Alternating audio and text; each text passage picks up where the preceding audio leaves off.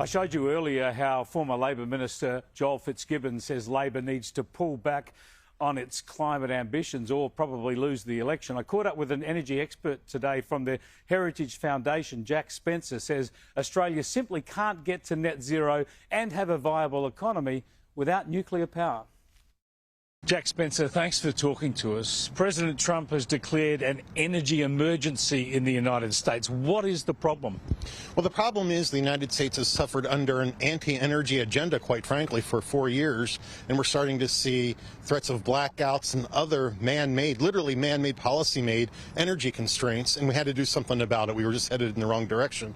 The energy emergency will give the president certain authorities to start to clear the decks, the regulatory obstacles to begin changing our policies more towards an energy abundance agenda. And in his flurry of activity and executive orders, the president has taken America out of the Paris Agreement. So net zero by 2050 is gone as an objective for the biggest economy in the world. Surely that's going to flow on to other nations. Let's be honest. Net zero was never the objective of anyone. It's a bunch of virtue signaling. What President Trump did was said, we're not even going to virtue signal anymore. We're going to do what's best for the United States and for the rest of the world, frankly. What we see across the world is the most prosperous, the freest, the ones who have the most access to affordable energy are the ones that have the cleanest environment. If you want to reduce CO2, you don't do that through a heavy regulatory burden or international agreements with Paris. You do it through prosperity by developing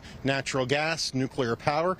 Even, a lot of people don't want to talk about it, a modern coal plants emit far less CO2 than a traditional coal plant. So technology is the way you reduce CO2 if that's what you care about. You mentioned nuclear. If you want reliable energy that is emissions free, surely nuclear is the answer, and even the Paris Agreement, even the Paris countries are doubling down their efforts to deliver more nuclear. Yeah, there's no question. Nuclear power emits nothing into the atmosphere. If you want to reduce carbon dioxide, that's certainly key to doing so.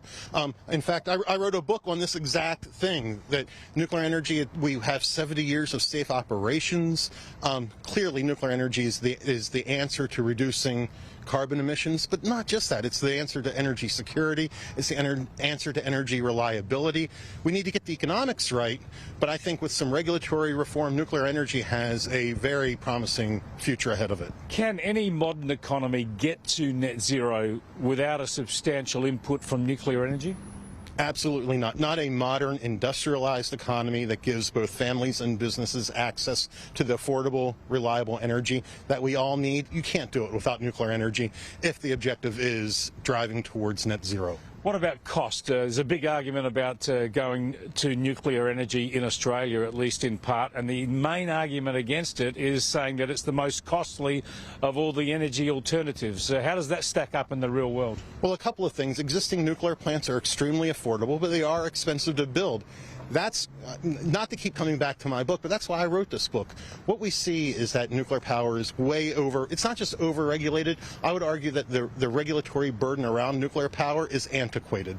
It's the way we regulate nuclear power harkens back to before we knew about it, before we had 70 years of safe operations. It's an extraordinarily safe energy source. We should regulate it for sure, but regulate it based on the actual risk profile, based on what we actually know about the technology, and not based on what our unfounded fears might be. That's how you bring costs down. I'd also argue this. Whenever politicians and bureaucrats start off an argument with something costs too much or it's the most affordable thing in the world, we should be skeptical. Free enterprise is the way to arbitrate what the cost of something should be and whether it costs too much or not enough. I say get the politicians and the bureaucrats out of the way and let all these energy sources compete. If wind's the best way to go, it'll win. I suspect it won't be, but let's let all energy sources compete. Nuclear energy is currently banned in Australia. Can you believe that a modern economy like Australia could actually attempt to get to net zero on a renewable energy plus storage model without nuclear? It won't if what we care about, or if what Australians care about, is maintaining economic growth, industrial capacity, standard of living. All of these things, you just won't be able to achieve them with intermittent sources like wind and solar. You need what's called baseload power, which nuclear energy provides. That's the power that a society, a modern industrial society, needs 24 hours a day, 7 days a week. Nuclear can provide it. Wind and solar just can't. So is it affordable for a country like Australia? It certainly can be. I mean, we see countries like the United States, France is a great example, Japan, South Korea. They're modern, free market capitalist societies around the world who rely heavily on nuclear. So absolutely, we can. The South Koreans are building nuclear power plants at reasonable prices, at reasonable costs right now. You just need to free up the regulatory environment to allow that to happen.